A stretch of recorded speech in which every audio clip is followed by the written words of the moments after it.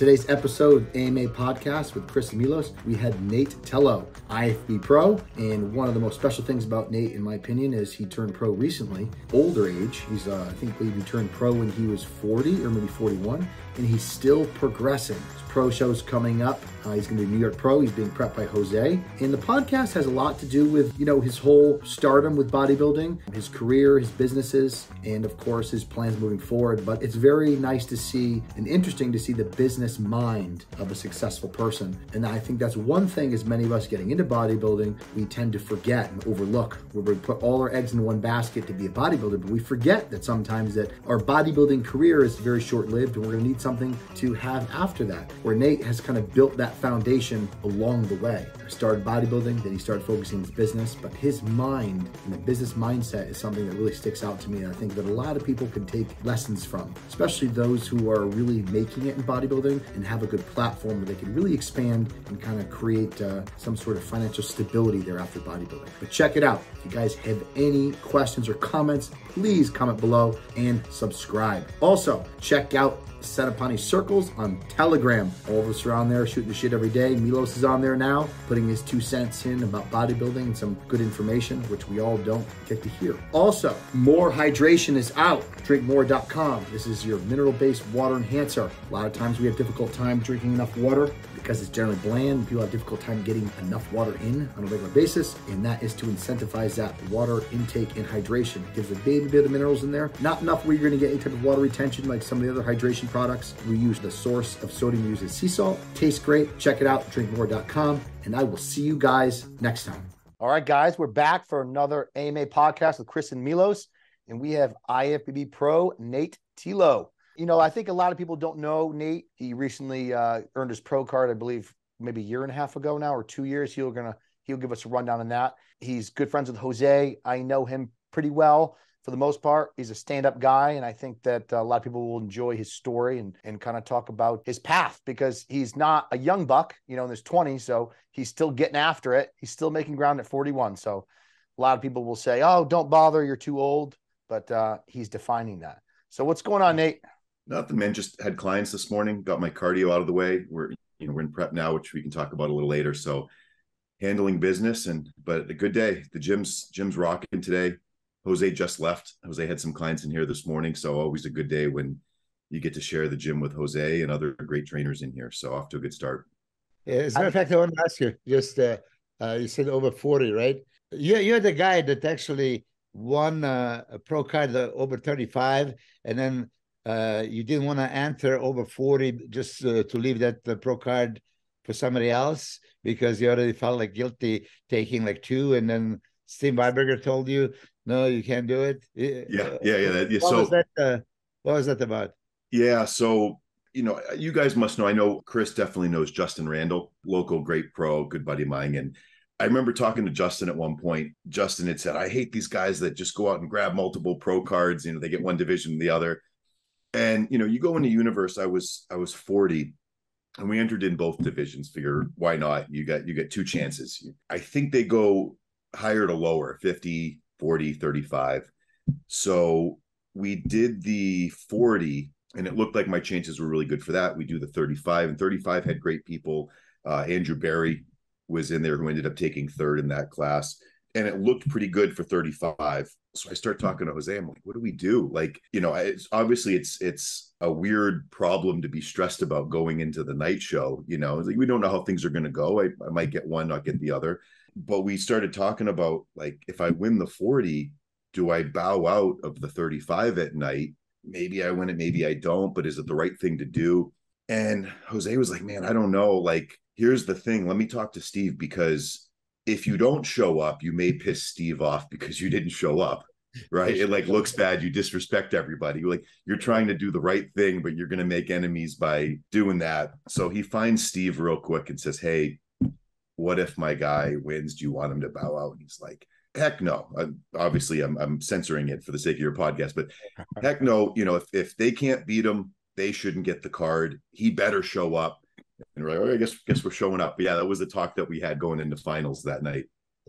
No question about that. You knew where that was coming if he went to Steve. But yeah, wow. So But what would happen if, like, okay, you think you're winning, and then you decide not to do the 35s, but then as they're announcing the winners, they announce you second.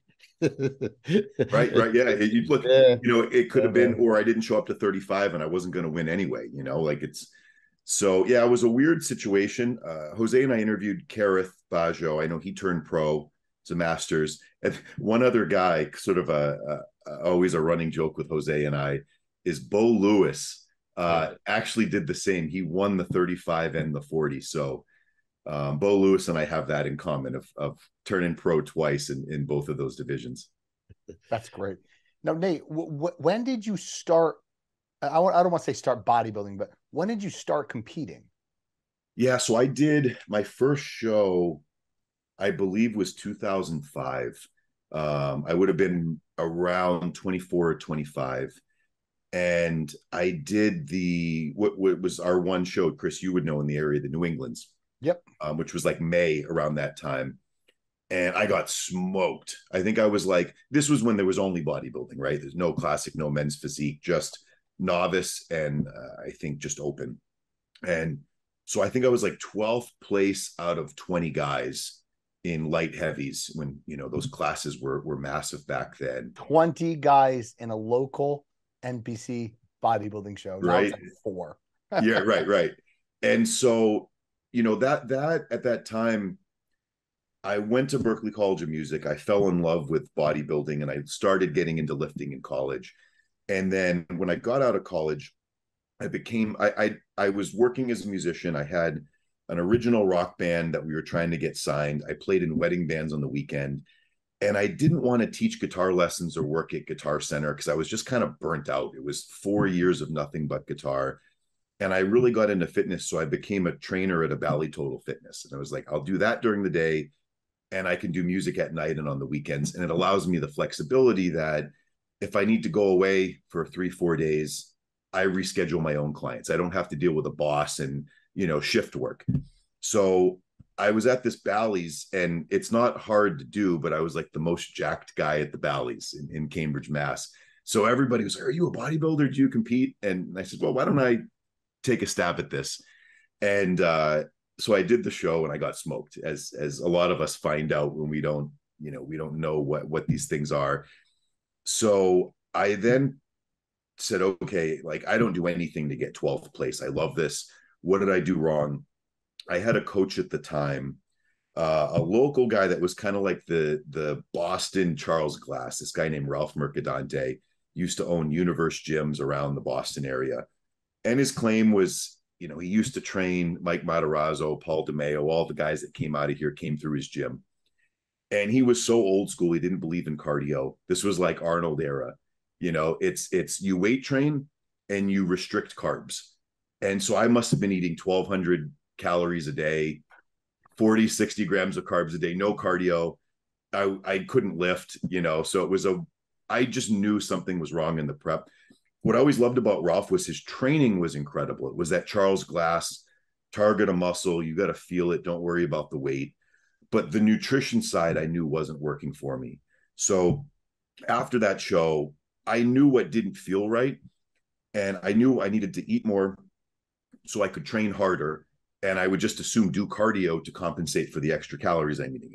Like I didn't know, someone wasn't telling me this, but it was like common sense how I felt. So I worked with this girl who became a trainer at Bally's, who was a IFBB fitness pro, who also had a PhD in like biochemical nutrition from Tufts Medical. So high level stuff. She was sort of the Milos at that time of we were using alpha lipoic acid post workout to spike all of the like supplements and stuff nobody knew back then. And so she did my diet. I still trained with this guy Ralph, did cardio, and I came back. We used to have these Mass states, New Hampshire states, and Derry, New Hampshire. Chris, you may remember. Yeah, that. I remember those. Yeah. And I came back the next year and I went down to middleweights from a previous year. I was light heavyweight, so I was actually in shape. And I won I won the novice class and then I won the middleweights at that show. Is that 2007 now? That was like 2006, maybe. Okay, yeah. So 1 year later. What is that, 176? What's that? 170. 176. Yep. Wow. Yep. And How tall are you? 5'8". Yeah, So part of I was small, right? But I was peeled and kind of balanced enough, and the training that I did with Ralph kind of filled in the gaps, and something happened along the way. I had kind of redemption from the embarrassment of the year before, and I had a whole year of just working my butt off, and I got to the goal. And it was a turning point for me as a person, because like a switch went off that was like, well, if I could do this, what else can I do if I apply this work ethic of here's the big goal, what are the steps I need to take along the way, let me reevaluate, is what I'm doing working, all of the things we do in bodybuilding. I said, what if I could apply this to my career? Like I could probably make some money, you know? And so I learned something about myself from that successful show that I then said, and I think part of it too is I didn't have a guy like Jose around me that would have said, kid, you can do this, go on to the next show and the next show. I didn't really have those people in my corner. And so I just did that show, I won it, and then said, this was the hardest thing I've ever done in my life, but I succeeded. Now, what if I applied this to my career? And I stopped bodybuilding at that point and just focused on running a personal training business and having trainers working for me, and using the work ethic I discovered I was capable of through that prep to now apply to a career. And how about the music at that time? I mean, I don't know about your music. I just heard that you are, but I can hear your voice. Are you a singer or just a guitar player? No, I wish. I get that people think I should do like voiceover stuff. Just guitar. I don't sing. 100%. Oh my God. I wish I could be the eventual replacement for Bob Ciccarello or something. Although I'm gonna tell you guys now. Please do. Here's my hope to petition, right? I don't know that I ever have any hopes of earning my spot on the Olympia stage as an athlete. Obviously, that's everybody's dream. But here's my my side door in. I want to petition to play the national anthem on guitar on the Olympia stage. I want to hear that. How cool would that be? Beyond cool. I'm really into that. Just make it happen. I mean, you know how that is. Like everything, you're a bodybuilder, pro. You want to do this. They need the national anthem to be played. Who better than you? I mean, seriously. So I have an in. I'm going to ask. You guys may know. Do you know Angelica, who works for the Olympia? Yeah. So funny story with this lady. Yeah, she's awesome. So when I was just out of Berkeley and that trainer at Bally's, I started playing in this cover band in Boston in the Faneuil Hall area. It's hip hop and rock, and we just play bars over and over again. And I wasn't their full-time guitar player, but I would fill in anytime the regular guitar player couldn't make it. And Angelica was in Boston at the time, and she was at this band's gigs, like every gig. So I knew her. She wasn't into fitness at the time. She was just the girl that I knew who was always at these gigs. And so I became friends with her back then. And then we just lost touch. And then thanks to Facebook, we found, it suggests people. And I click on it and I see, wow, she became an IFBB pro, right? So she got her pro card. And then she was like the head writer for Muscle and Fitness and Flex magazine, or like editor or whatever it was, editor in chief for Flex magazine. And now she's the vice president for the Olympia under Dan Solomon. Yeah. Perfect. So she hooked me up. Jose and I went out there. We didn't have tickets. She hooked us up with like VIP seats for the show. So I told her I owe her a dinner. She's actually in Massachusetts, lives in Western Mass. So I owe her a dinner, and I plan on sneaking in the let me play the anthem on guitar. You got to send her a clip. You got to send her like a little live. I know that I can actually. Well, the thing is, she knows, right? She saw me play, man, 20 years ago. She would have seen me play, so she knows I'm a real deal musician. So what do you play? Rock? Yeah, I grew up on classic rock, so like my passion stuff would be Jimi Hendrix, Eric Clapton, Stevie Ray Vaughan. I grew up with a lot of blues stuff too, from the older guys of BB King, but yeah, most of my passion is like that classic rock, blues rock. when I was at Berkeley, I had to study jazz and play a lot of stuff. I'm dead serious. I mean, your voice is spot on for that. I mean, gee, did you even try it? Did you? No, I didn't really. Did you karaoke thing? You know? No, I've You might always surprise been yourself. one of my struggles in life, and it's something I struggle with now with music and bodybuilding or having a business, and maybe you guys can relate to this, is I get so into one thing, I can't divide my time evenly. I have really bad time management where I just get obsessive of something and I want to read more about it and do it and do it. And so when I got so into guitar, I was just like, I don't even have time to work on singing because that's just time wasted that I could be getting better at guitar. Well, that's the thing, right? I mean, God, man, one of the podcasts with Joe Rogan, they were talking about the psychology of mastering something, a skill. And he's like, basically the message was, you have to decide what you want to be good at, because you can't be an awesome father, a top athlete, a top businessman. You can't. Like, you can be decent at all of them, but you can't reach your potential in one of them. Like you have to live, eat, breathe that one thing, right? And ultimately, I totally understand what you're saying, but I mean, I don't even know if it's a matter of time management as it is a matter of bandwidth in your mind of how much you can juggle and hyper focus on. Dude, I box now. I still weightlift.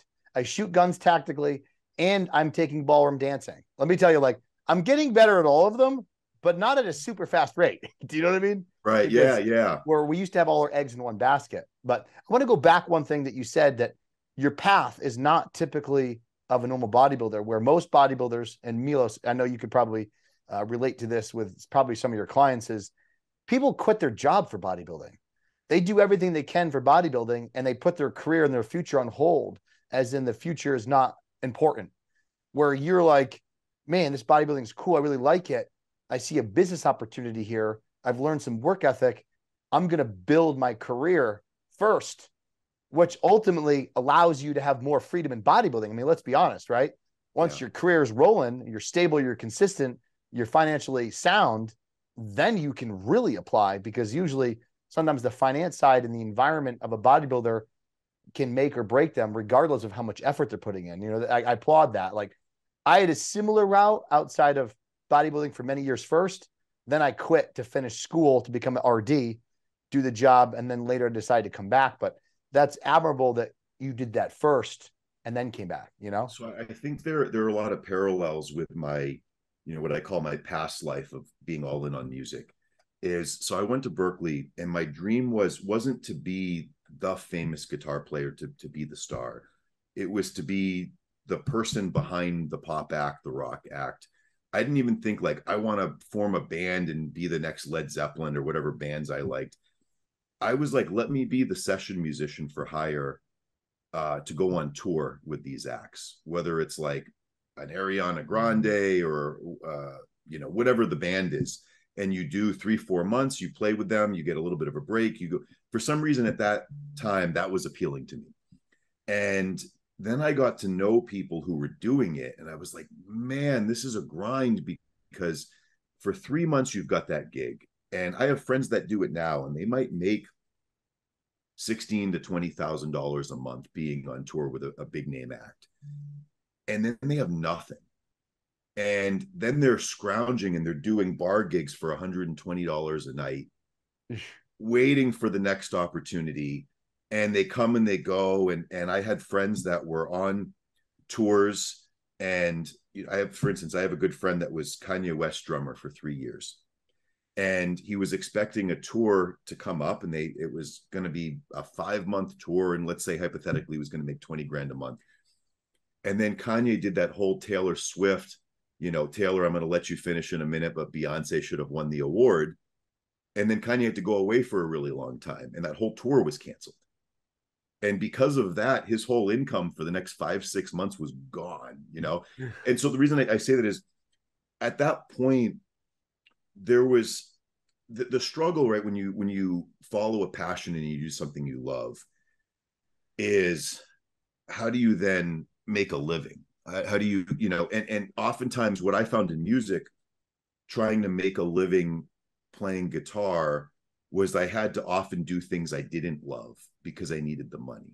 And that was like play with really crappy wedding bands and play with singer-songwriters in coffee shops, playing acoustic guitar, which I don't particularly enjoy playing. And I started just having all of these gigs, and more of my time was playing music, but not the music I wanted to play that brought me any fulfillment, for the money. And that's when I, at the same time that I was personal training, I was having a really positive experience because I could find the demographic of client I wanted to work with, which was the kid that wanted to get jacked, the midlife crisis guy that used to be in shape but isn't, but wants to get back there, and I could push him hard.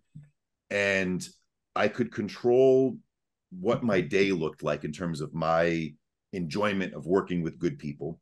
And then I didn't need the money from these crappy gigs, and I could just pick and choose the gigs that brought me fulfillment.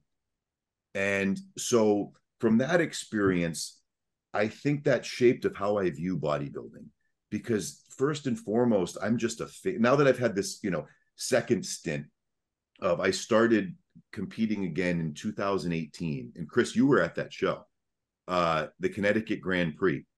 Oh, yes. I was 37, and just to tell you how I got back into it, I had always trained, but I didn't train like a bodybuilder how I had trained prior. I just went to the gym because I felt good. I got a pump and looked like somebody who worked out, but didn't look like a bodybuilder, and how I used to look. And I got to a point when I was like 36, 37 that I'm like, man, I just feel old. Like this sucks. I like, and I remembered I would have those memories of training like an animal with my buddies for the show and how superhuman I felt. And I was like, man, I should be able to get back to that. And I said, I need some type of change, some type of new stimulus. And I was complaining to my girlfriend, maybe I'll hire a trainer for a few sessions to give me something new. So she surprised me with sessions with Jose for Christmas, 3 sessions as a Christmas present.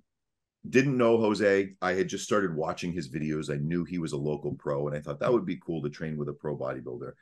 So I show up for those sessions. I do those 3. The initial plan was just do those 3, move on, learn from it. And I enjoyed it so much. I got my butt kicked so much that I was like, there's no way I'm going to train this hard on my own. It's just not possible. So I said, I'll train with Jose once a week, just keeping it going. This is fun. And my girlfriend set a goal of, she was going to do a bikini show, her first show. And she kept trying to nag me to do it with her. And I was like, I haven't competed in 13 years. Those days are done. I would follow bodybuilders on Instagram. So that's what bodybuilding was for me, was a Breon, a Bumstead, or any of the bodybuilders at that time.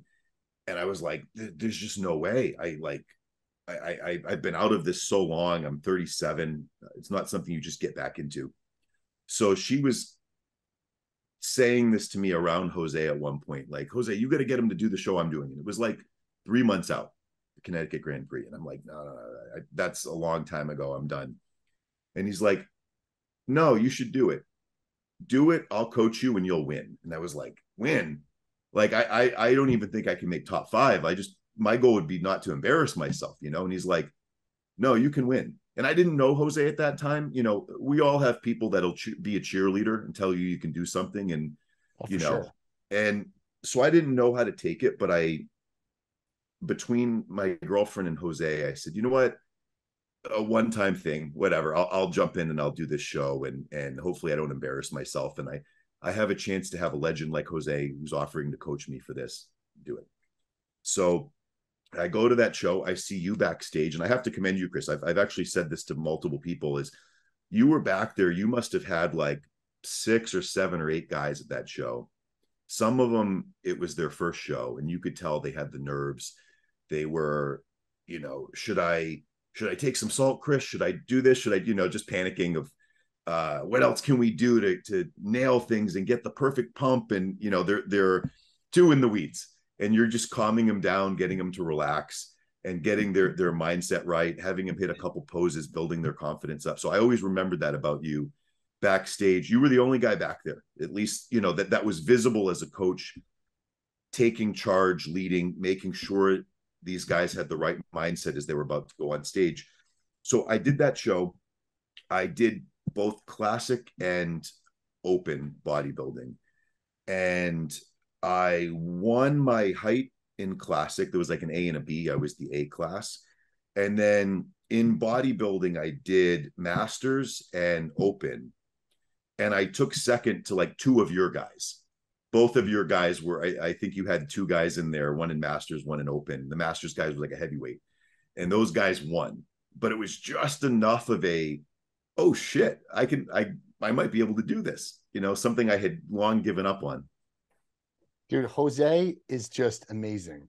Like I know I'm thinking to myself exactly what's going through your head when you first start training with Jose, because Jose is not only the most entertaining fucking person ever.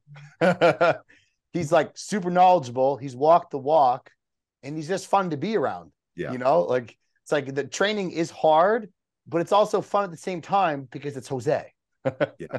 Yeah.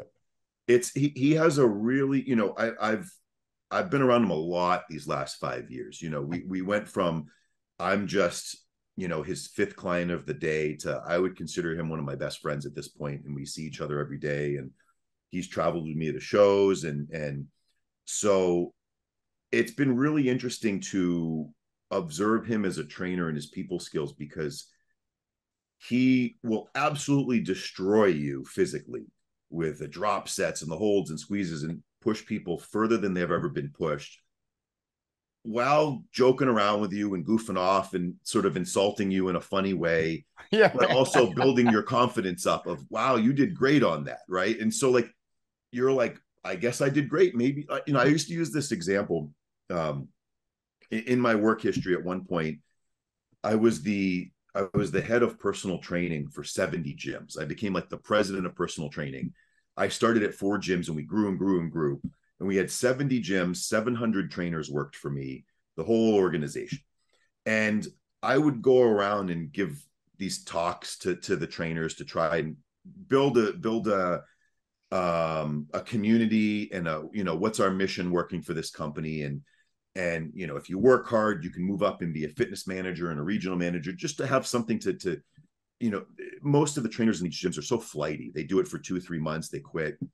Yeah. So one of the talks that I would give way back then, this is way before ever meeting Jose, is I would ask people, who here golfs? And I use that as an example because, like, for most trainers who don't come from much, don't have a lot of money, none of them golf. And so no hands would go up. And I would say, okay, I'm going to take you to the country club now, and a PGA touring pro is going to teach us how to golf. And so scenario one is he's going to focus on the minutia of our knees have to be bent exactly this angle. We have to use our core in exactly this way. And the mirror image of the swing has to be just like this, using the right muscles. And every time we don't get it right, they're going to say, stop, no, do it again. Right. And the end result, obviously, when we eventually get it, is we're going to have a great swing and we'll drive the ball far. But how many people will stick through that, right? Of that's not it. That's not it. Do this, do this, do this. And I ask people, and they're like, no, I wouldn't want to do that. And I said, next scenario is we get a PGA pro, and he's just going to say, look, everybody just take a swing and hit this shit. Let's see how it looks. And everybody's swinging like it's a baseball bat. And every once in a while you connect, and the guy's like, great job. Now let's try and use a little less arms, use a little bit of core. You're a natural at this, right? And they start kind of, you could be so far off, but they're finding the good in what you're doing. Correct. And it's like, would you stick with that? Everybody's hands go up. Yes. Right. And that's Jose. You know, you're going to have perfect form, but he's so good in his delivery of joking around. And, you know, he and I talk all the time. He's not using the technical terms of contract your scapula and the sagittal plane and all of that bullshit, right?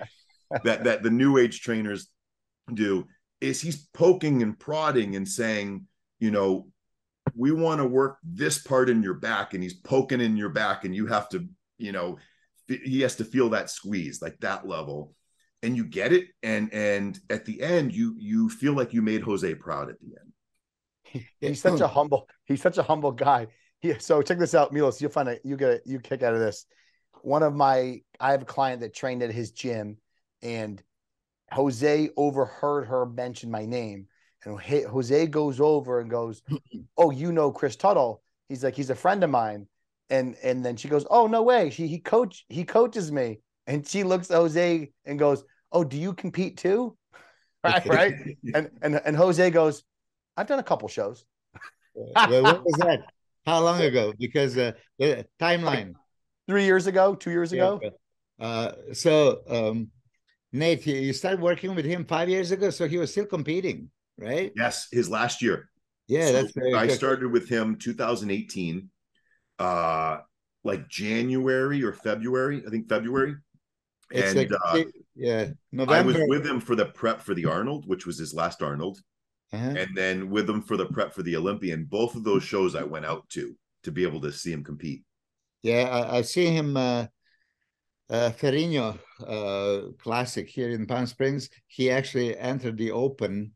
He was like one of the first 212 that I said, okay, he's going to do the Open. And he placed third.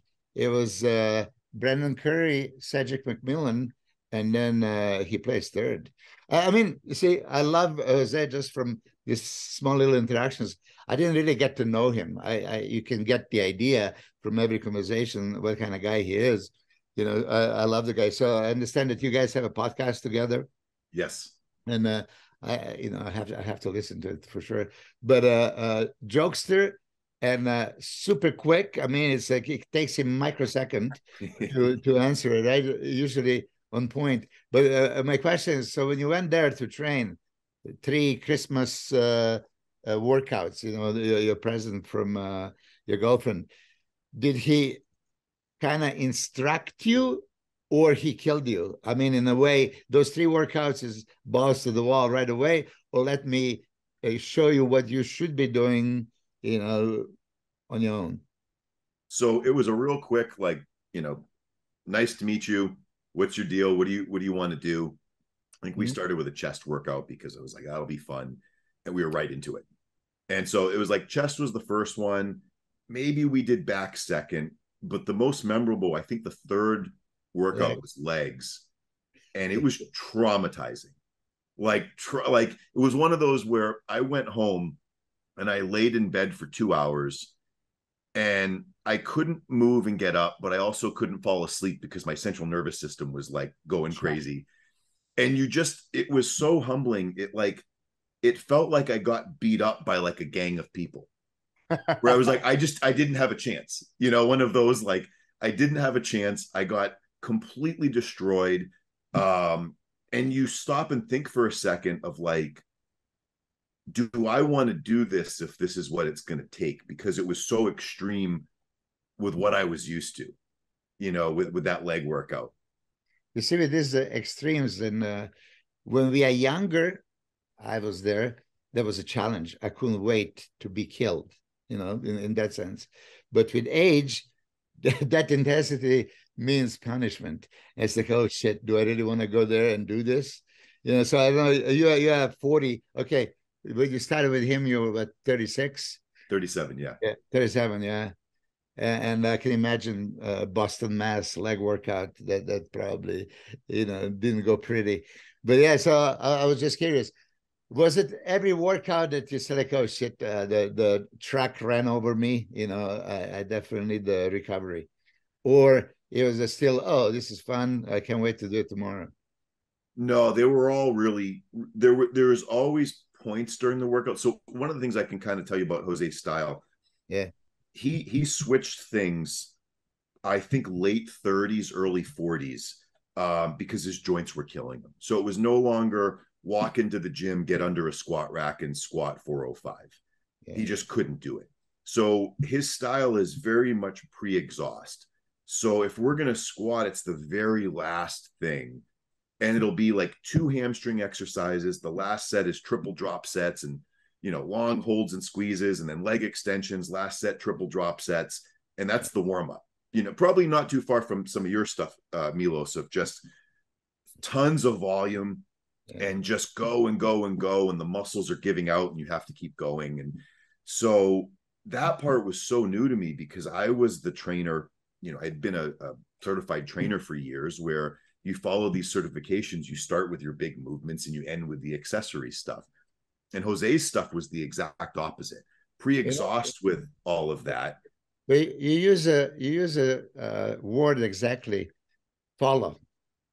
Why would you ever follow anything? Okay, you learned, you are certified, you accept the knowledge, and then why would you follow what they tell you?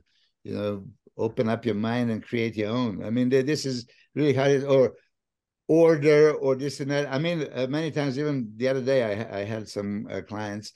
I didn't prepare the workout until I see them perform, and then for quads, you see the V squat was perfect, the pendulum or hack squat, and which one, put the leg position and then make them unlock, and then you can exactly see from which part to which part. Oh, this is just all on quads, stretch enough, so it's about simulation. Oh, did you plan to do 3 sets of 4? I would just jump from one to another, keep you on the brink of death, and you just finish there. Okay, that's why I do my giant sets, and then, like you said, isolation. I could do, leg extensions right before some pressing move, back and forth, and so if I heard you correctly, you are overlooking 700 trainers. That was a previous job I had. Yeah. So the brief career, trainer at Bally's for 3 years, just worrying about my own clients. I grew up to 8 to 10 clients a day. And then they promoted me to be a fitness manager. I did that for 2 years at a different club, where now it was, I had to manage a team of 10 to 15 trainers and get a monthly quota. You better sell $50,000 a month of training. Did that for 2 years, was very successful in that. And then a guy that worked with me knew somebody who was going to be opening up Planet Fitness gyms. And he had bought the territory rights to open up Planet Fitnesses. And at that time, you could do whatever you wanted as the franchise owner for training. You could do nothing. You could run it in-house. You could subcontract it out to a third-party company. So I was introduced to him, and he allowed me to come into his gyms as my own training company, put fitness managers in each location, have a person to sell the training, trainers to service it, and he got a percentage of the gross revenue. So our interests were aligned. So he was making sure they were feeding me. Every new member got set up with a trainer for their complimentary session, and we would sell them. So I did that for 3 years. And then that big gym opportunity happened, where it was a guy who had successfully run gyms locally in New England that were very much competing against Planet Fitness. Same price point, $10 a month, but offered more. Offered childcare and aerobics and a spin studio and heavier dumbbells and squat racks and barbells, a real gym for $10 a month. He had partnered with a guy that was basically a billionaire that said, if you can win in New England, why can't you win across the country? Let's take your concept and expand. And at that time, Planet Fitness had just sold a big stake to private equity for $680 million. And there were 35 private equity companies bidding to own some share of Planet Fitness. And his thinking was, well, there's 34 other companies that had a blank check that were bidding on this thing. Let's be the next guy. Let's very quickly expand. So we were opening up. So I came in at 4 gyms. And the cool thing was, they just said, look, we understand personal training. Do whatever you want. We just need to net 35%. It's yours. But keep in mind, you're going to have a payroll person, a customer service person, HR, factor in all these expenses. And then, we're going to grow. So you're going to need tiers of management, but it's your program. So I was able to design the whole thing of how this operated completely over my head, right? I have a degree in guitar. Right? I didn't go to business school. I have a degree in guitar. But what I did have, and what I swear by, is all these years as a trainer, is I befriended some really good clients who were Harvard Business School professors, who were very successful business people, and sort of became mentors to me in my life that I could go to and say, hey, can we meet for dinner? I am so over my head running this company right now, and run things by them. Here's what I'm thinking of doing. What do you think? So came in at 4 gyms, and we were at a point where we were opening up 3 or 4 gyms a month around the country. And I had to staff all that. I had to, fitness manager, okay, we're in Chicago, 3 gyms opening up next month. We plan to have 20 gyms all around Illinois. And so I need to start thinking of who's our regional manager to oversee these territories. Never done this before. And then a big thing happened. We were maybe a year into business. We bought 39 Bally Total fitness clubs around the country. So we bought most of the Bally's in Texas, Houston, San Antonio, and Dallas, Fresno, California, I think St. Louis, New England. And in one day, we acquired those clubs with all of the employees, all of the members, all of the broken treadmills and machines, all of the broken ACs. And it was now our problem. And I had to come in and onboard these people who had a different way of doing things, who were listen, I've been a trainer at this location for 20 years. You're not going to tell me what to do, you know? So that's when we really grew. I think at that point we had opened up 25 gyms, and then we acquired those 39 Bally's, and we were starting to open more. So I did that for 4.5 years. And I was on the road Monday through Friday, most weeks. I'd say, okay, I got to go to Houston, fly out Monday morning, be there through the week, fly back, and just have the weekend to do laundry, see a friend or two, right back at it. And, during that time, I made really good money. I got a lot of life experience and business experience, but I had, friendships suffer, relationships suffer. I really didn't play guitar. I really wasn't lifting because I just had too much shit on my plate. It wasn't a priority. And so I had that man, I need to reevaluate things. I'm making great money, but what do I have outside of that? So I decided to leave that gig and just have more of a home life, have more time, more freedom. So I came up with a business where at that time I was living in one of these luxury high-rise buildings. It's 23-story building, 500 apartments in it, and they've got a building gym. And I would see trainers come in and out, and they were god awful. It was a guy that was a bouncer at a nightclub who had some biceps, and some kid was like, wow, you're jacked. Will you train me? And he'd come in. And so I saw that there's probably 1,000 people living in this building, all paying crazy rents for the convenience of living in a building like this in the city with a gym in the building.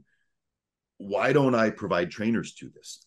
So I went to the manager and said, hey, here's my resume. This is what I do. I find great trainers. I train them. I manage them. And they said, we'll give you a shot. So I started I got them to email blast every resident saying, if you need a trainer, this is the guy to contact.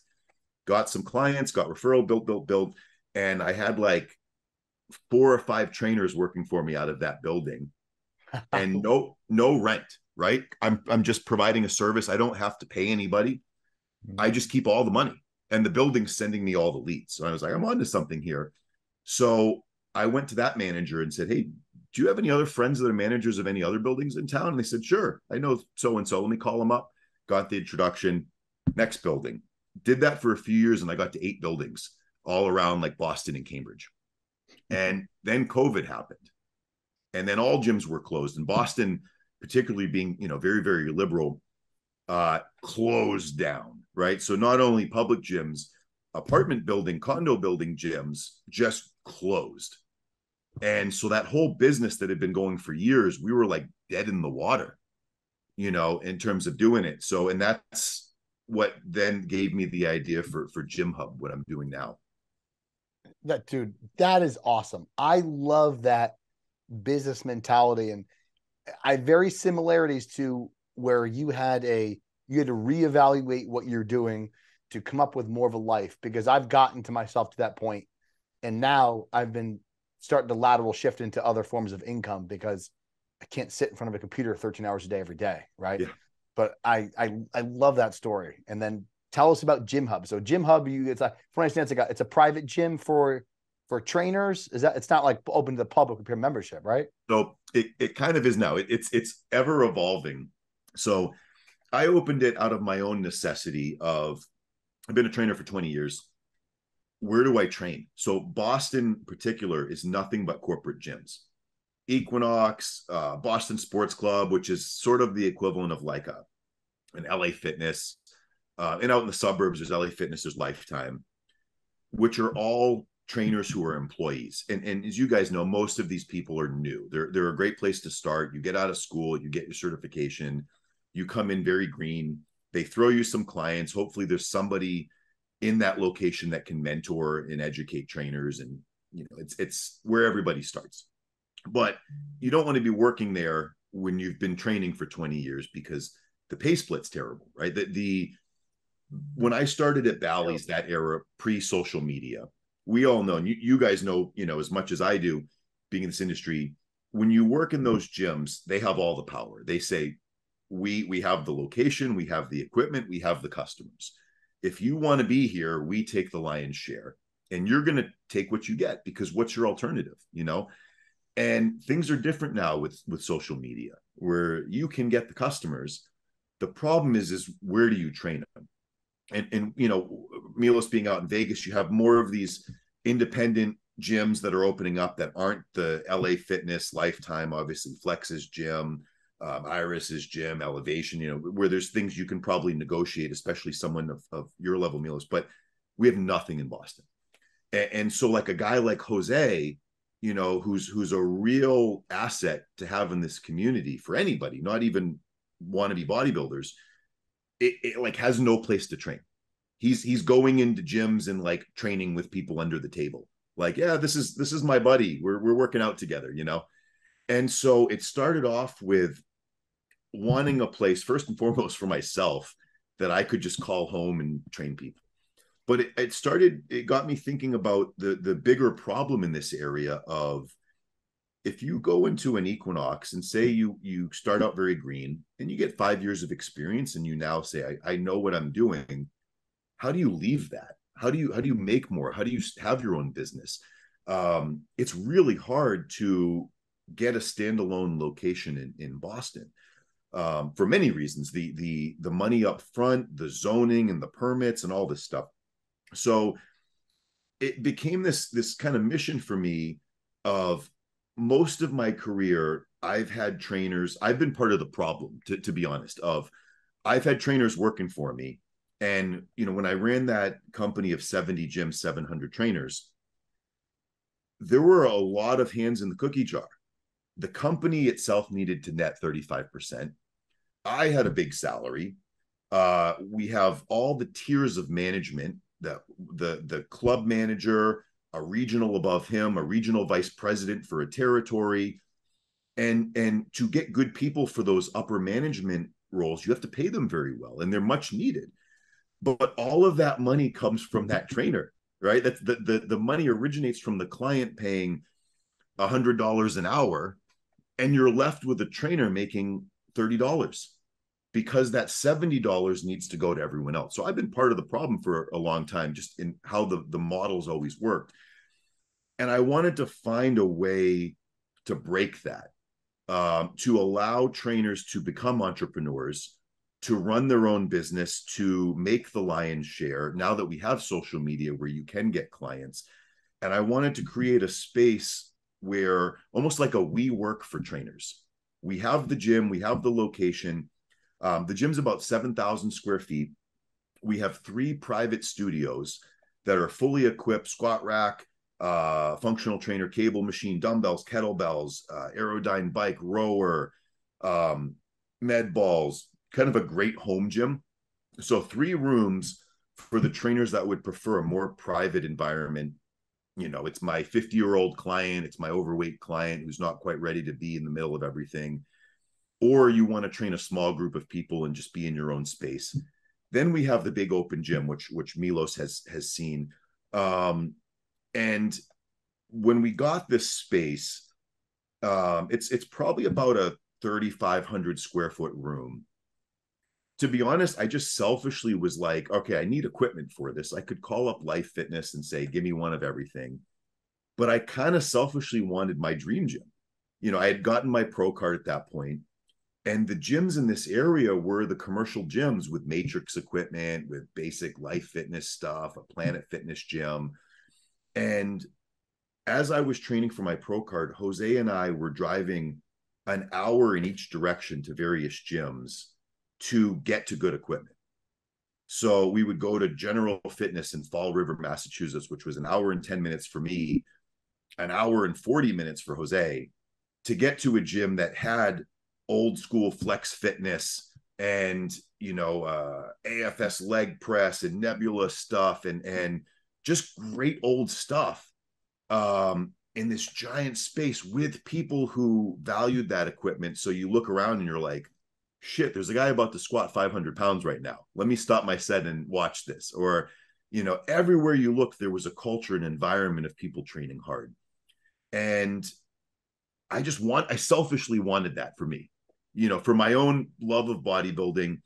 And so this gym started with I'm going to build the things that I need, which is a space to run my own business. And I think there's a need for other trainers. And I'm going to handpick all the best equipment I've ever used from every gym I've ever been to and put it all under one roof. And hopefully, and I knew the equipment, I was like, you know what? It's going to go over most people's heads. Most people don't know what a Nebula machine is or a Flex Fitness, and some of the stuff might look like it's older, but I think if people just get on it, they will feel a difference because it's so noticeable when you get on like a flex leverage chest press, right? Versus, and so I just went with a gut feeling of, I know I want this and I need this, and I'm going to hope other people do. And it snowballed. So we opened as just a place for trainers. But the problem along the way is word started getting out of what we had here. And I was just inundated with DMs of like, bro, please, can I come through? Can I, and I was just like, listen. And I'm like, look, people are wanting this. I should have a way for them to get to it. So our main revenue is still the trainers. And if I offered memberships, it was going to get really muddy because a trainer could buy a membership. And now, like there's all of the stuff that exists in gyms of, I'm going to come in and work out with a buddy. So we didn't want to do that. So we just did day passes, a $15 day pass. You can come in and use the gym as much as you want. And we have people who either just use this gym for leg day every week, because I think we have the best leg equipment in the state, short of like Bevs and Montanari's, or I think on par with Bevs in Montanari. And we have other people that you're like, you know what, it's a lot of money, but I'm going to come here 4 or 5 days a week because it's that important to me. And I'm going to get the best workout possible because of the equipment and the environment. You have Jose in this gym every day, crushing clients right over your shoulder. How are you not going to? Well, it's like, what's funny is I love, obviously, I hope people who are listening to this see that your view of constantly looking at what the niche is, what is missing, right? Where there's a business opportunity to create something. But as you're finding out, the word gets out, and there's a lot of people like us. I mean, I don't compete anymore, but I still don't want to go to the edge. I don't want to go to LA Fitness. I want to go to the gym that still has the good equipment and still has the good environment. But like, that's hard to get to. And then when you get to it, sometimes, unfortunately, you get all the TikTokers and all the clowns and the people that you just want to wring their neck and be like, what are you doing? Go back to Planet Fitness. Unfortunately, sorry guys, but that's how we feel. But to have the idea of doing the day pass is great because you do eliminate that. You do eliminate, it's like, dude, keep your fucking shirt on. Okay. You don't have to record every single set you're doing and pose in the mirror. Right. And that way you're still going to get people who come in there, they train, they do the things, they leave. They're going to tell their friends. They're probably going to come back with a group of people on Saturday, right? And train legs. But that's a great idea. The gym here where Hani Rambat is, he brings Derek and Hadi there, which is interesting because it's a TikTok gym. It's great equipment, unbelievable equipment, but the environment is no good.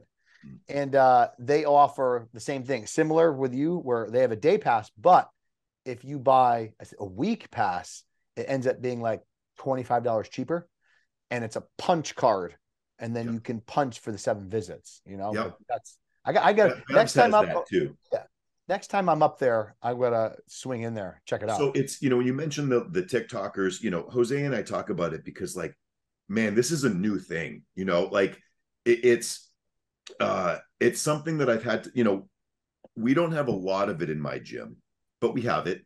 And I control it. The way I've like, it came on and it wasn't a problem until it was a problem. And what by that, what I mean is the people that started filming early on did it in a way that you didn't know that they were filming, right? There's like a tripod in a place that's not in the way. And then they edited a really cool little video that made my gym look badass and got me a lot of views and a lot of customers, right? Like our whole first year of being open, I think the only posts that I made are when cool people came to the gym. I had no social media plan. It was like, look, here's Milos and Regan in the gym. Look, here's Jay Cutler in the gym, right? I had no strategy, no marketing, but everybody that came did that for me. And it gave it this more credibility of everyone else is posting about it, you know? But then a couple kids take it too far. You know, we there's a day I came in, this is like burned into my brain. It wasn't a problem. And I come in some Saturday and weekends are pretty busy for us because we have limited hours. And then this gym kind of becomes the spot that people say, hey, do you want to meet at GymHub on Saturday and hit some legs? And it's somebody from Southern Mass meeting up with somebody from New Hampshire with Western Mass, right? It's sort of the central spot from people that live in all directions. So we have a good crowd on weekends of people that are coming in to just smash it, which is awesome. And I came into the gym and the music was off. And I'm like, why is the music off? A college kid had turned the music off so he could like film his thing, talk into the camera. And he had like a skit he was working on of, you know, like this Jesse James West shit that you see with, you know, that he's doing with Cutler and Ronnie. And I walk in on this stuff and there's two cameramen, there's two people with two different cameras and a tripod set up to film the cameraman filming the thing like a behind the scenes. The music's off and they're doing a skit and like, you can't believe how fast I shut that shit down.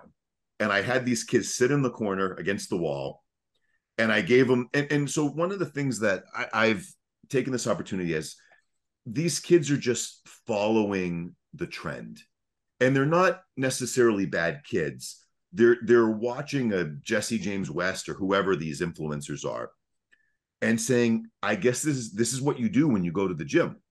And so one of the things about this being a private gym and we don't have memberships, you know, so it's, you can come once and if you don't act accordingly to the rules, to the environment, you just can't come again. It's a private gym, you know, so it's a little bit of that. I can take it away from you at any moment.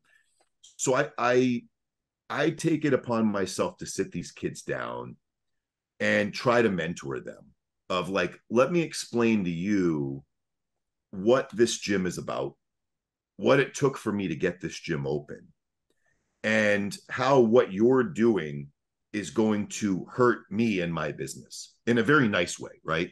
And I don't think you want to do that, right? Like you like what this gym is. This gym is for trainers. This gym is for anybody that wants a more serious environment. You're coming here to work. Like our slogan on our website is, everyone is here to train. It's whatever that means to you, right? Whether it's a competitor, whether it's the guy that's 60 pounds overweight, but likes our leg machines because it doesn't hurt his knees and his back, and he's just needs a place that he can train hard in. What you're doing is a distraction to the trainers, to that. And I won't have that. This is our mission, is to serve these people. And if you can come in, if you want to train and document your training in a way that is not a distraction, I have no problem with that. The moment it becomes a distraction, you got to go. So here's what we have to figure, you know. So I'll have those talks with people and, you know, it's just coming from a place of saying, look, I think people are good. They just, to Milos's point earlier about, you know, trainers following the certifications and you do what you think you should do. It's what these kids think they're supposed to do, which is nuts to us. Nuts. Well, but my problem is, why not send you an email? Hey, Nate, I'm going to be going Saturday. Is it a problem if I take a corner? I lower the music 20 minutes. I do a video. I'll plug your stuff ahead of time. Like the gym I go to, train at, when I had Jordan Hutchinson fly in with Condemned and they wanted to do this whole freaking series of training, I called, I asked for the manager, wrote the owner, be like, I'm so-and-so. I'm coming on these days for this block of time with this company. This is my athlete for this amount. Is this okay? And what cannot do? Right? Yeah. That's the courtesy. Yeah. And they said, you can do this, but you can't do this. And you have to come during these times. Yeah. So I'll give you an example. So we have tomorrow, I have 2 video shoots going on in my gym. One is for a trainer who has an app and trainers who work for him. And the other is for a girl who owns a clothing line. And both of them reached out ahead of time. Exactly what you're saying. Is this a possibility? How do I make this work? The girl who needs the gym, I had having her come at later hours when no one's going to be in the gym. And I'm like, you can do whatever you want. We have a dimmer. You can dim the lights. You can, like, you're going to basically have the gym to yourself, but it has to be during this window, Saturday evening when we're not open. Yeah. The other kids are in one of our private rooms. I'm like, it's your room. Do what you want. Right. So 100%, when Jose and I, I've been doing Jose's YouTube channel with him for a few years now. And we started it during the pandemic. And one of the things we did was we wanted to shed a light on all the independent mom and pop gyms, but we would do just that. Like, hey, we would like to come and film in your gym to showcase your gym. Is that okay? One of the things I quickly learned trying to figure out this YouTube thing is it doesn't work very well when the music is blasting because it demonetizes your whole video and you have to put, really shitty music over it that's like no one wants to listen to, and so you talk to the owner, can we bring it down to a little bit so that we can really get the energy of the gym in there and not have to have music covering everything up. So yeah, that part's missing. A lot of these kids that I had the issue with that I've corrected it. It's not an ongoing thing, thank God. They're 19 years old. I don't know. It's a shock because it's like, it's probably not going anywhere. I've been able to manage it and police it in my gym to where it's not a problem, but it's certainly an epidemic around gyms around the country right now. It's out of control. My gym's out of control. You have 30% of guys who shouldn't have their shirt off, posing. They have a gut. They're doing front lat spreads, never planning on competing, never competing. They're not training. We have a problem when you have grown men, taking pictures of themselves, videos of themselves, 10 times more than women in the gym. And the women are training harder, doing better deadlifts, doing better squats. We have an epidemic. I will tell you, in my gym, that's true. So one of the colleges nearby is Northeastern University. And we have about 40 Northeastern kids that in some regularity come and use this gym. The women are an asset to this gym. They come here, they're sticks, but they're saying like, all right, I'm gonna deadlift 135 today. I'm gonna make it happen, right? And if you go to my either the GymHub Instagram or my personal Instagram, there's videos of these girls rallying around. There's like 20 of them cheering as this one girl goes for her PR lift. The best, like, it makes my gym a better place. They come in to get strong and to lift. Meanwhile, the guys will come in and it's literally about posing for the camera. Don't get the weight in the shot, but they're pretending they're lifting heavy weight. It's so bizarre. So bizarre. Whistleblower face that, triceps rope push downs. I can't stand that. I call it a whistleblower. But I'm going to tell you, Nate, I'm bummed that I didn't train legs in your gym.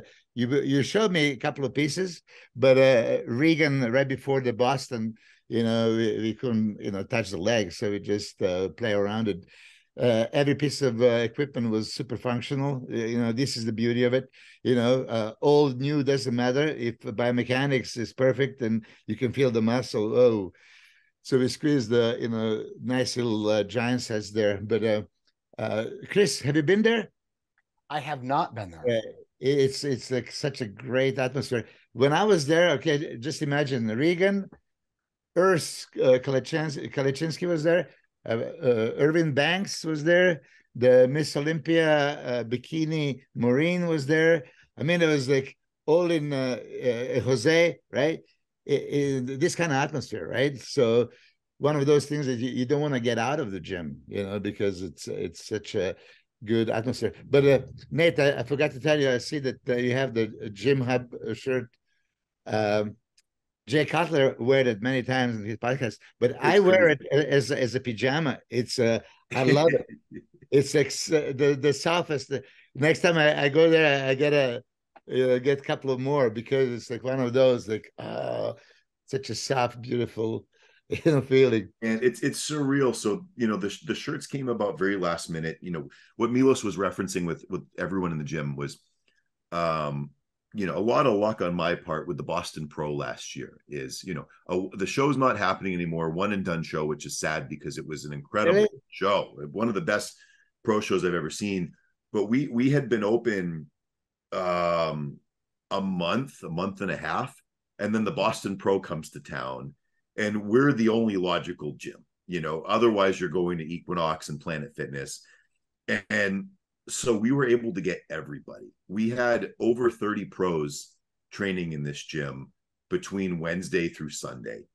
And look, above all else, man, I'm a fan of bodybuilding. I feel so blessed to have this space, to have great bodybuilders come through here that, dude, I probably got into the bodybuilding magazines around like 2000, and I had pictures of Milos, and and I'm following these people, and I'm like, Jay Cutler's been in my gym probably 10 times now. He was here this past week on Tuesday, and he comes and he hangs out for 3 hours and just hangs out and tells stories, and it's so surreal. So when we knew the Boston Pro was coming, I'm like, maybe we'll get some people to the gym.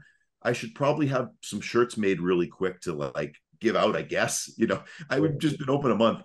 And so I call a local guy that has shirts, and I was like, look, I just need 30 shirts just in case, but like, give me the best quality shirt you have, because it can't be a $5 shit thick cotton shirt that no one wants to wear. I just want something that people want to wear. He's like, I got you. So we paid a fortune for these shirts and hoodies, but they're so comfortable. I'm wearing them now, and we just give them out to everybody. And then shortly after, it's like 2 weeks after, Victor Martinez is posting a video working out, and he's training with the GymHub shirt. And I'm like, dude, this is crazy. He's wearing my shirt. I'm still like such a kid with this stuff. And then the next week, Jay's working out in it in Vegas, or he's doing a podcast wearing it, and everybody's sending it to me. Jay's wearing your shirt, So it's so surreal to see, obviously Jay did your podcast with the shirt on. I was watching it earlier today. He did the Cutler cast with it on. Dude, sometimes I legit feel like a Make-A-Wish kid, where like somebody's granting this wish of, I'm just a guy who loves bodybuilding, and all of a sudden all of my idols are in my gym and wearing my shirt. Well, that's the best thing ever. That's the best thing ever. Now, my question is, can you get those shirts on your website? Is there a website you can order them? Yep, okay. They're right on the website. You can order them, and we'll ship them to you. Because now I'm going to order some after this podcast. I tell you, it's super comfortable. That soft cotton, like, oh my God. Yeah. So, Nate, are you planning to compete? Yes. So question. I am going to make my pro debut. So I turned pro at university a year and a half ago. And, as I said earlier, I have a really hard time doing two things well. And all last year, the priority was this gym. And I didn't want to try to do a show and half-ass that. And I didn't want to go all in a show and half-ass the gym. So last year was all about getting the gym right. It's finally at a point where we have a consistent base of people. We have no memberships, which is very scary, right? The whole gym business, as you guys know, is sign up a lot of people, hope they don't come, and they keep paying you. And you have this monthly revenue. I don't have that, right? I only have people come as long as the environment is great, the equipment's working. And so we have to be good that people want to keep coming back. So, but we're at a place now where we have those regulars that are just coming. And, one of the things I'm so thankful to Jose for is, he's on me. You know, Jose believes in me more than I believe in myself. And, you know, I was talking about what show to do. And I had this conversation with Jose. I had this conversation with Jay Cutler. And, you know, it's like, I'm 41. I don't have ambition that I'm going to have a 10-year run and I'm going to make it to the Olympia. But I know I can be better than I was last time. And I know I can beat some guys. And I love this. And it's right now, it's about me creating memories and experiences and having those photos of I did that, you know, and I know I gave my all when I did it. So we were trying to decide on the show, and it's like, you know, do I try to pick something that I think I could make top 5 in? Do I save my money and fly to the Japan Pro and be, you know, the one American guy there, or do the Puerto Rico Pro, or one of these, you know, off the path things that maybe the top guys don't do? And, you know, I spoke to Jay, I spoke to Jose, and as you can imagine, you know, who those guys are. They go, hell no. You're from New England. You do Steve's show. You go up against the best guys. That's what we do. You know, you don't do this off the path shit. Like you're a bodybuilder. You want to go up against the best people. You want to see what you're made of. You're doing New York Pro. So it was decided for me by these guys. Yeah, but listen, so that's the goal. When you already made it finally to the pros, right? That's the big league, you know, among the best. So, you know, you see, I competed 72 times. I did all the shows. You know, it was like, you know, some people would selectively just do some and don't want to be killed on the other ones. I talk about it, but I'm not going to mention the name again. But for you, listen, once you, and this is just my thinking, and that's what I tell all my guys, you're already in contest shape, okay? You must do whatever it is in the next couple of months. So if it's 3 shows or 4 shows or 5 shows, your body fat is gone, right? You work so hard for it. Now you're polished, you're there. What's going to take you another week, you know, whatever, and then go to Japan. I mean, international travel and those experiences, you know, it's worth it. Trust me. Yeah, if you're looking at the level of competition, it's going to be lesser. So who cares, right? I'm telling you, one of the things that I never regret is doing all these shows. And actually, I regretted that I didn't do 100 pro shows. This is my only regret, because there were a few more that I could have done it, but I said, you know. 100 pro shows. I did 72. I would easily, you know, like 2000, I was qualified for the Olympia, and but I had a Synthol accident, and I didn't have a medical clearance. They didn't let me compete. I said, I was sign up for all the European Grand Prix Tour. That's like 6 shows right after, right? And then I got suspended, you know, for 1 year, so I couldn't compete. I was ready to compete, and that 1 year suspension went into 3 year suspension. And it's okay, it's not going to happen. So it was not meant to be. But you finally, you started competing in, what do you say, 2005. Finally, you made it to the pros, you know, a year ago. Why pick 1 show or 2 shows? It should be already planned. This is the group of shows I will be doing starting from here. I mean, I don't know who is your coach. If Jose is coaching, you know, yeah. I mean, he did this many times, peak week after week. I mean, for me, that was the beauty of it, because, okay, Chris, you also coach. Many times we probably go a little bit too conservative in sense of let's play safe, right? Play safe because there's a level of fullness, dryness, you know, hydration, you know, these kind of things. And I could possibly do this, but no. Let's play safe. Okay. Well, when you test this next week, you're on some other show, like, okay, well, I've been there. What happens if I do that? And really throughout the years, you know, I figure in the 1999 tour for me was like such an eye opener. Like, okay, I just said, to the hell of it. I'm going against Ronnie 99, Ronnie after the Olympia, Flex, Kevin, who was it? Dexter Jackson, Nasser somebody, Marcus Rule, right? So you're already going there. I said, well, I never really tried to be full blown, like you push to the level of exploding full. And I tried there, right? And, I beat Nasser and Marcus in both shows, and I was super competitive. I said, God damn, all these years, I was kind of holding back just because that the play safe. I mean, it's a bro science, right? It's no pro science. We didn't measure level of intracellular hydration, extracellular this, like you said, try to be technical. But these, if you did everything for that one show and you peak perfectly, beautiful. If you're super happy and Jose and you say like, oh, you could not be better, then it's easy to repeat. But then if not, now it's another chance to peak, and another and another. And along the way, you learn so much about your physique, and then maybe open mind for coaching others. This is how I say it.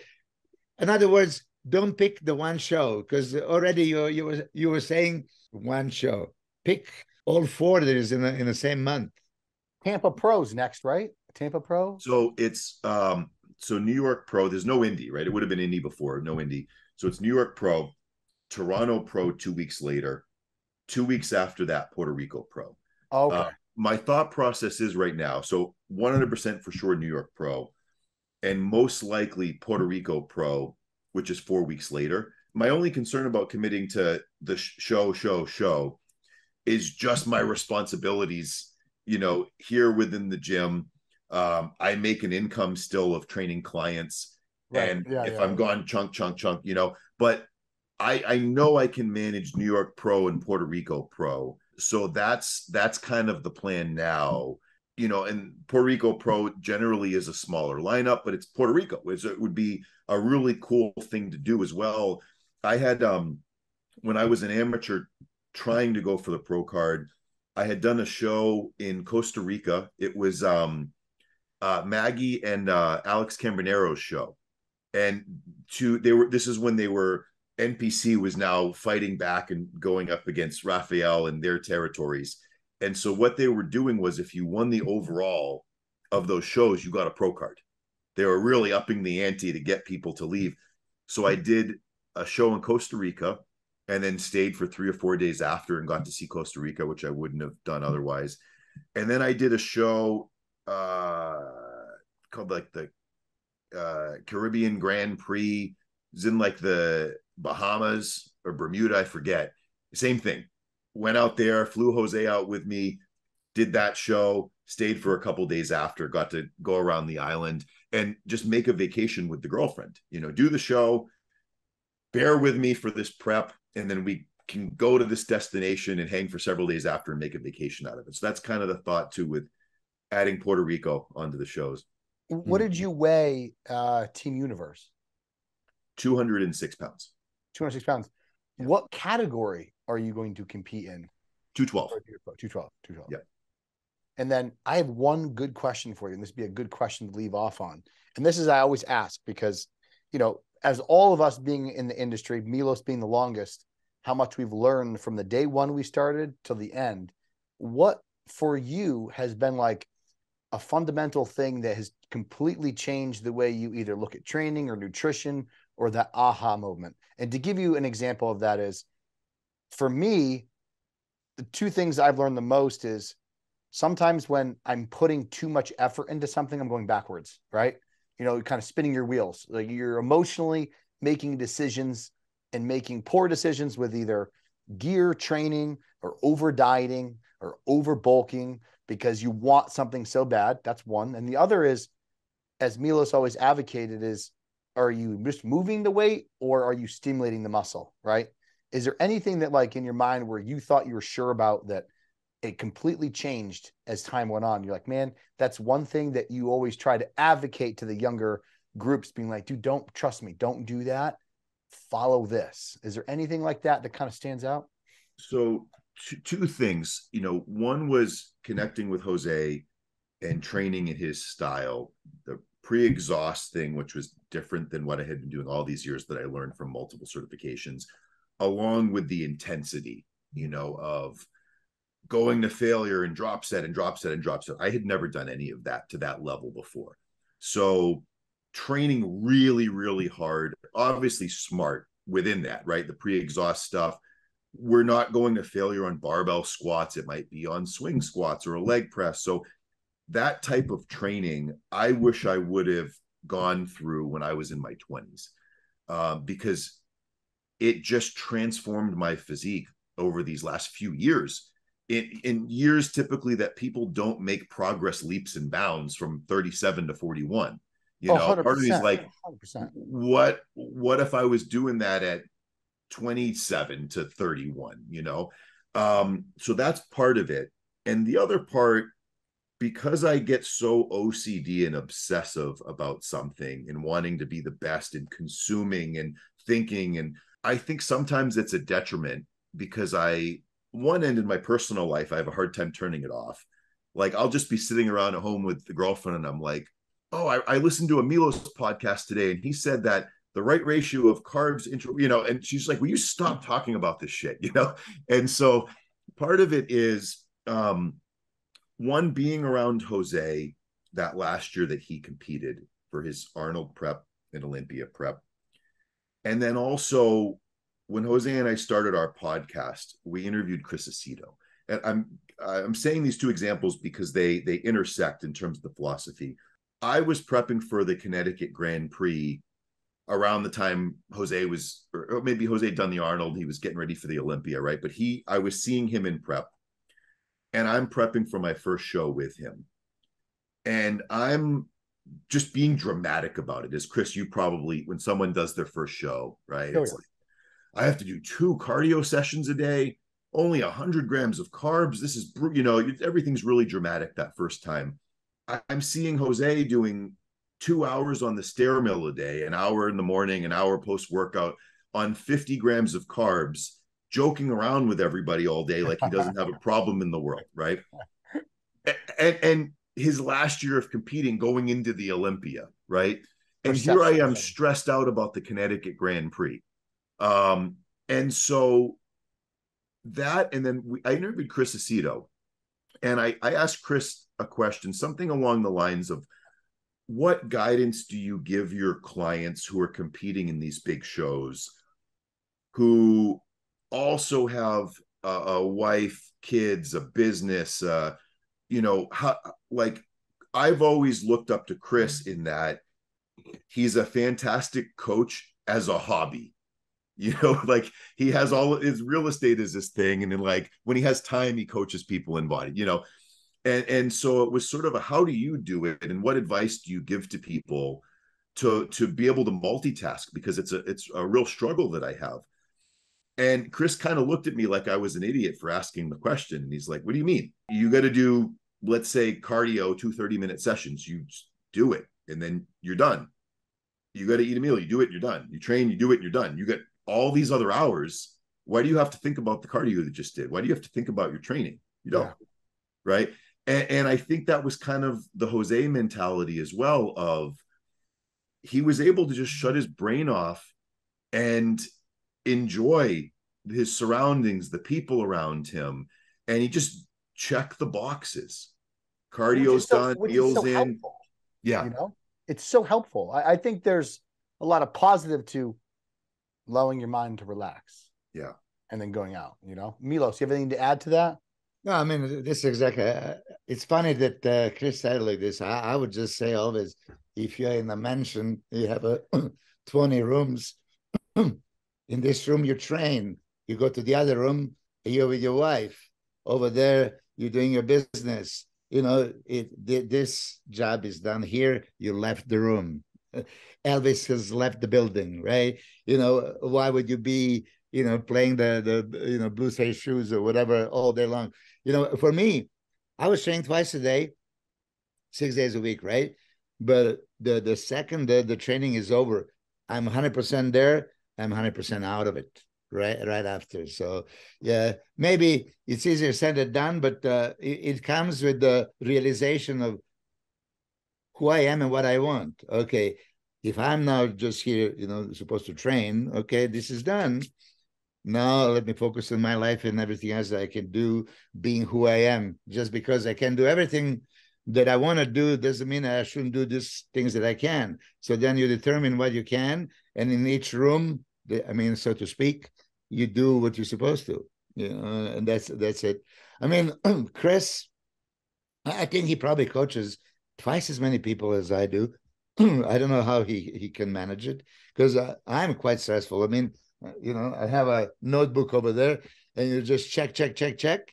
It's not even like a few days later, it's a week is gone, and now you have to recheck everything. You know how to, and then if everything is going the way it's supposed to, beautiful. But if it doesn't, then all the other changes, like Jesus. So, Chris, you said you're spending 13 hours in front of a computer. Yeah. I catch myself lately. That's why I had to release some of the coaching. I accept, too many. There was like 16 guys I had in the same weekend. I was in Madison Square Garden watching UFC, right? And I had 4 guys in Japan, 4 guys in Romania, some in England here. It's like, hey, this is time difference, and right now is the time. I just have to respond, right? So, yeah, it could be very, very stressful. But Nate, if I can just tell you, you're gonna regret not doing the shows. After everything is said and done, we regret things we didn't do, not things that we've done. Even if you do it, even if it's whatever experience, it is experience, good or bad, you learn from it, So I'm not so much after, okay, you got your pro card, now you're pro, you can compete. The only thing that you need to do is make a decision. I was criticizing so many of the open bodybuilders last year. How many guys entered the shows? I mean, seriously, back in 90s when I was competing, everybody did pretty much every show. I mean, yeah. I had to deal with Vince Taylor and Kevin Levrone and, Flex Wheeler, Chris Cormier, everybody. And at that time, when you tried to qualify for the Olympia, well, these guys, they all qualified. I'm supposed to qualify, but they're going to be top 3. I can't be there. So there was like 97 Olympia, only 13 guys qualified. Last year, 2022, right? There was 40 shows, maybe. And then you have hardly anybody entering. And it's just like beyond me. Every show is opportunity. Okay, you're running your business and all that stuff. But again, you went that far. Why would you stop just that far, right? Go a little bit further. I heard you say like, oh, maybe it's not realistic to be at Olympia. What? No, seriously. I mean, if you don't believe yourself, why would anybody else, or judges or audience or your fans, believe it? I sincerely think that if you put together, 100%, you have a shape, you can be in condition, set your goals higher. I mean, I must admit, when I talked to Jay Cutler, Jay had that winner's mentality. He did. And I'm so impressed. Nick Walker has that winner's mentality, and I'm super impressed with him, right? When I competed, I must confess, and you maybe heard me before, I was kind of like what you just said. I competed with Dorian and Nasser and Ronnie and Kevin and Sean and Flex and Paul and Lee and Chris Cormier, all this.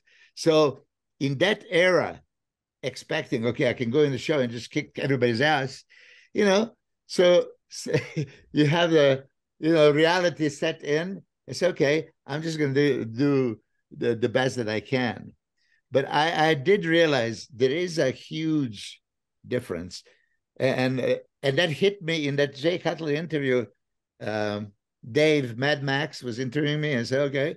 And I told him, the only show that I believed I was going to win, I announced it. I was going to Canada. Peter McGough interviewed me for Flex Magazine and said, I'm going to win it. And I was convinced. And I won it. And then, later, why on earth I didn't believe that I could win a few more. You know what I mean? So please, if that's one message I want to give it to you, you're a successful businessman. You're running a great business there, and you finally made it. You're 41. You have beautiful shape. You know that you love your shape. This is kind of, and if there's anything that you can improve, I'm sure that you're working on improvements. That's that art of bodybuilding and beauty. Okay, pack where you want it, chisel it the way you want it. I'm sure with the Boston Mass, you guys are going to come up with a great package. Don't take, I'm going to be stage decoration or just competing and looking for a top 5. Try to change that mentality. Yeah. I'll tell you, from my experience with Jose, I think in life, at least in business, I try to set realistic goals. I think, so I'm working on this. And what's happened with shows is, I did the Jay Cutler Boston show, and Jose's like, you're going to win the show. And I was like, well, I think I can do well, and I want it. And then when it started to do, going for the pro card, like I did, the show that I was like, oh, maybe there's something to us. I did Masters USA's, and I was like 203 pounds on stage. I had previously been cutting down to make light heavy, and just that difference of like 5 pounds killed my look. We couldn't recover from weighing in at 197, 198 the night before going on stage. So finally, Jose was like, forget the scale, just your best look. So I did Masters USA's, and I was 203 the morning of getting on stage, and they have no super heavyweight class. So it's heavies and super heavies combined. And everybody's like a super heavy. They're like 240 on stage. And I won for the heavies. And so that, part of it for me is I get confidence once I get experience, and I believe it. And Jose is always one step ahead of me. And I'm at the point now where I do believe him. I don't think he's ever going to steer me wrong or feed me bullshit confidence, because we all know guys that are, this is the year I'm going to nationals, I'm getting the pro card, and you guys everybody, that's everybody. Yeah. And so I think I'm so sensitive to that. But what's happened is, like, what I can tell you is, when I went into Universe, I went into that show of, I am winning this show.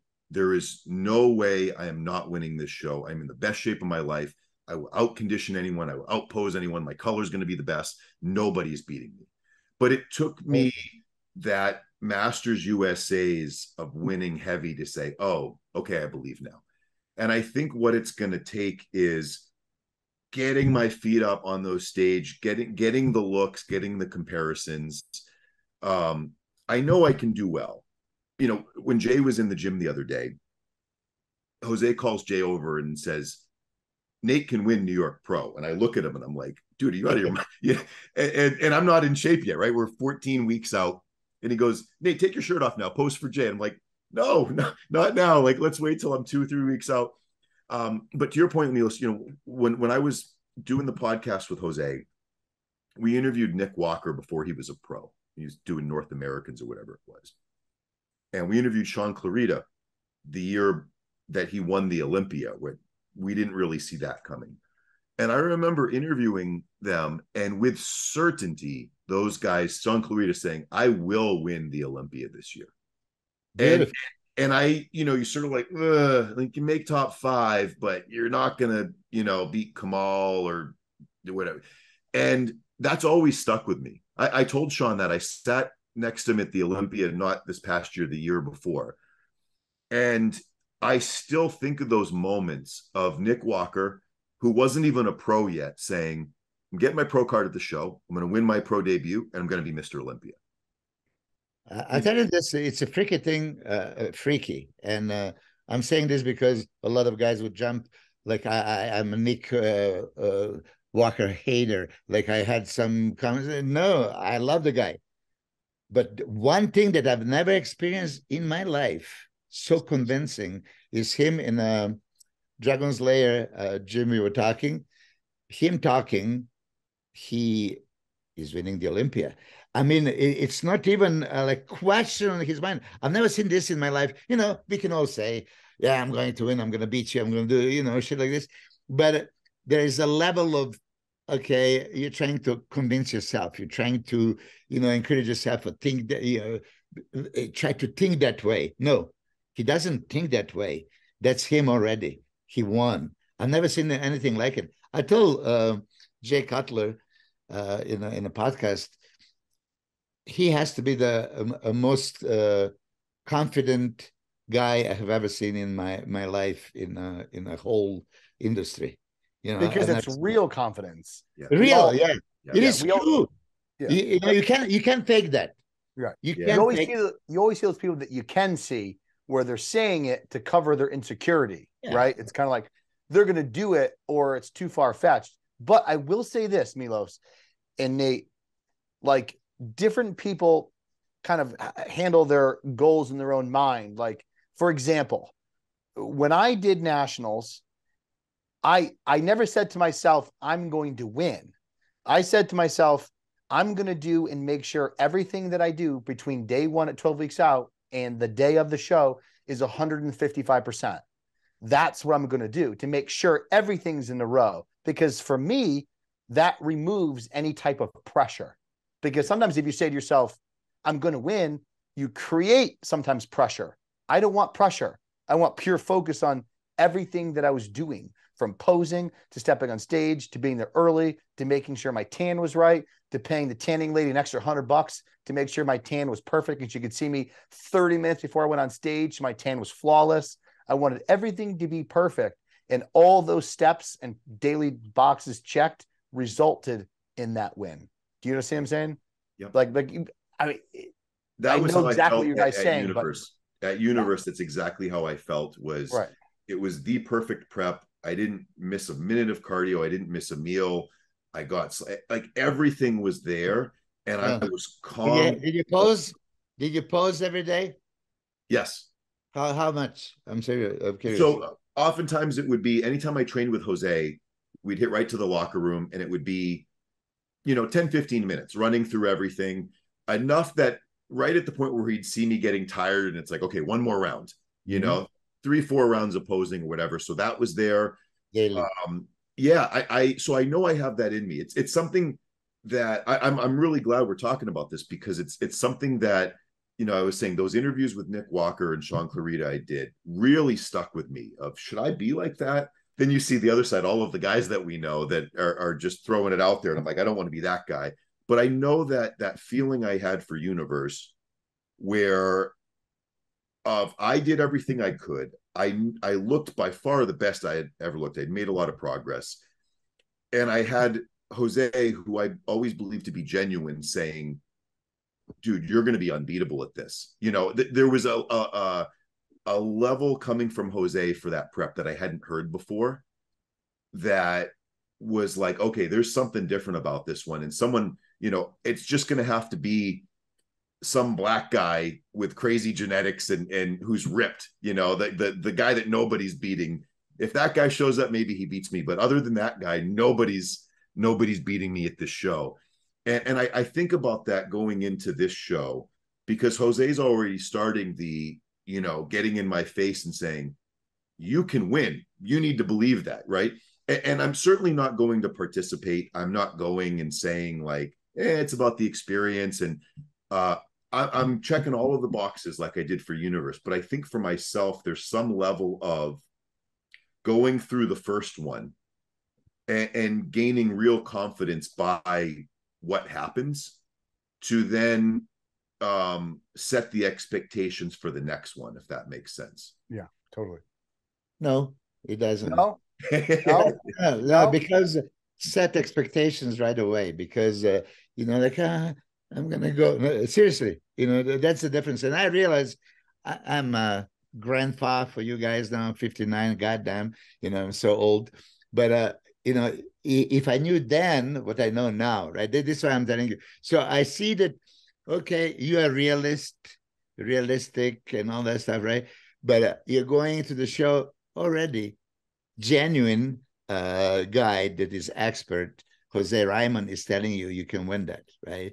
Chris and I just told you in this show, you can win it. You can qualify for Olympia, right? So if you're okay, let me test it, and then I'll see what my expectations are. No, it has to be expectation for that show right away. I mean, trust me, there's a difference in a way of thinking, right? Right now, you are nice, polite. You don't want to be like those guys. Yeah, I'm gonna go win it. No, I would never say I'm gonna go win it. I would just sort of say I like my chances, and like Chris said, I'm gonna cover the bases. I'm gonna do everything in my power, and then whatever happens, you like your chances. But with my chances, I expect a lot. So don't go there like with 3 bullets in the chamber. Put all 6. I'm all for that. Understood. I appreciate that. You can't miss with the 6. Yeah, I'm a gun guy. Yeah. Extra mag. All right, Nate, it was awesome having you on here, man. I'm really happy how organically this unfolded. We talked about the business. I think a lot of people are going to get the I know I did, how your mind works and the business aspect of things and all that. And that's very admirable, because again, how many people in here we know that bodybuild, they put all their eggs in one basket. They don't worry about the financial side or the future or anything that's going to lie ahead, or ultimately the money and the finances they need to acquire their goals as a bodybuilder, So that's been wonderful. How can everybody reach you and talk about where your name, your podcast and all that? Yeah. So the podcast is on Jose's channel, which is the Boston Mass on YouTube. So we've filmed workouts over the years. We've interviewed, we still do we try to do it weekly when we get it done, like a Q&A. I've got questions for Jose and we go back and forth. We've had great guests on in the past. My Instagram's probably the best thing. Nate Telow, NateTeLow is probably the best way. GymHub has a page, which is GymHub Boston on Instagram. If people want any of these shirts to be cool, like Jay Cutler, it's mygymhub.com. We have that. And yeah, that's pretty much it. I'll be ordering after this. I'll send you some. Just text me your address and I'll mail you a couple shirts. Yeah. All right, dude. Keep me in it. I need another pajama. It's the most comfortable thing ever. I'm telling you. I'm telling you, you're never going to sleep in anything else. I love those just shirts. DM me your address. I'll shoot you another one. Good. All right. And what are you a medium or a large now? You know how that goes. kids husky medium. Yeah. Thank you. Awesome. All right, guys, man. I really appreciate it. See you. Take care. Right, take care, guys. Thank you. Bye. All right. That concludes another episode. Chris and Milos AMA Podcast. Thanks again, Nate. And we'll obviously have you back on again soon, and we'll check out your podcast.